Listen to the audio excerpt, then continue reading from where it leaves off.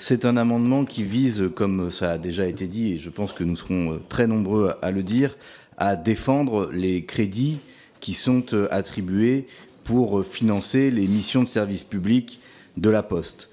On voit aujourd'hui des attaques continues contre les bureaux de poste, 5 rien que dans ma circonscription en ce moment, et alors qu'on nous présente régulièrement les agences postales communales ou les relais comme chez les commerçants comme l'alternative à ces bureaux de poste, position que nous ne partageons pas, on voit que là, la baisse des crédits qui était inscrite de 50 millions d'euros dans le projet de budget vient fragiliser ces mesures soi-disant alternatives aux fermetures de bureaux. Donc après avoir dégradé les bureaux, voilà que ce serait une dégradation de ce qui est censé les remplacer. On voit bien la logique de dégradation continue à laquelle nous nous opposons.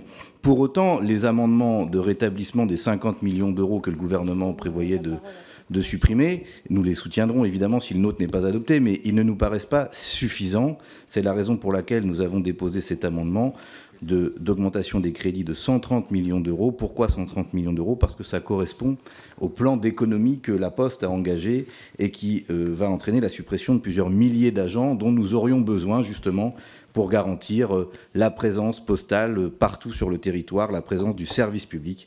Et donc on vous invite à aller plus loin que juste empêcher la baisse. Il faut renforcer les moyens du service public postal. Et qu'au passage, on va avoir une renégociation du contrat de présence postale communale, une loi peut-être postale, et je pense que c'est aussi l'occasion pour notre commission d'envoyer le signal qu'on est très attentif et très exigeant sur cette question. Donc cet amendement est adopté.